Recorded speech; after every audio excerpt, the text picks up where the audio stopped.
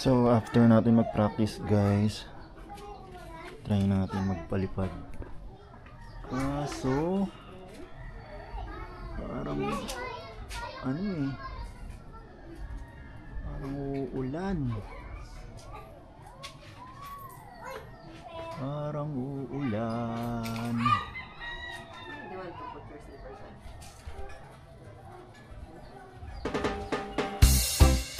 Susubukan ko magpalipad papuntang sementeryo ngayon guys.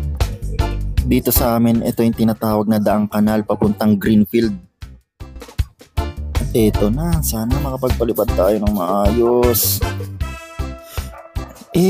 Nakaka-relax talaga tignan pag green na green ang field. O diba? Parang carpet lang. Sarap pagmasdan sa malayo. Lalo pag ganyan green na green. Excited na ako magpalipad. Mukhang excited na rin yung mga ibon sa paligid para ataking ang drone. Ay, wag lang sanang umulan o kaya umambon. Sa drone. Dito maganda-ganda magpalipad kasi open ground. Sa kalagitnaan ng field, hindi mo akalain may magagandang bahay dito. At may mga ginagawang bahay pa sa banda dun. Oops, farm up na. Let's go.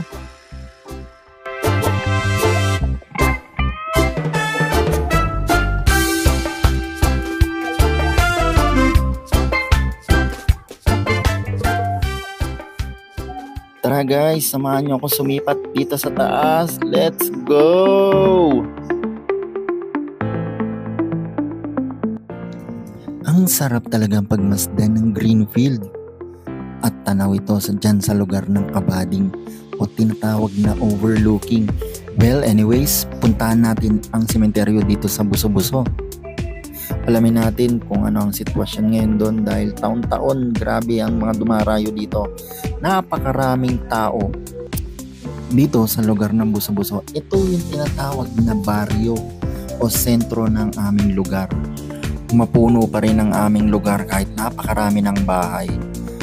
At eto na nga dito nga ay tanaw na ang Nuestra Señora de la Anunciata ng Catholic Church. At yan ayun ang napakaraming tao.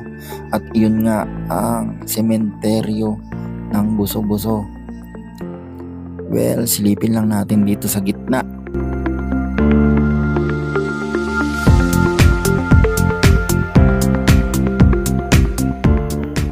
Ngayon parang napansin ko parang hindi masyadong matao. Kasi taon-taon talaga halos hindi mo masyadong makikita yung daanan na yan o yung tinatawag ng main road. Dahil sa sobrang dami ng tao, halo-halo na ang mga taga rito at ang mga dumadayo. Ang mga dumadang sasakyan at mga nagtitinda dyan sa gilid ng daan.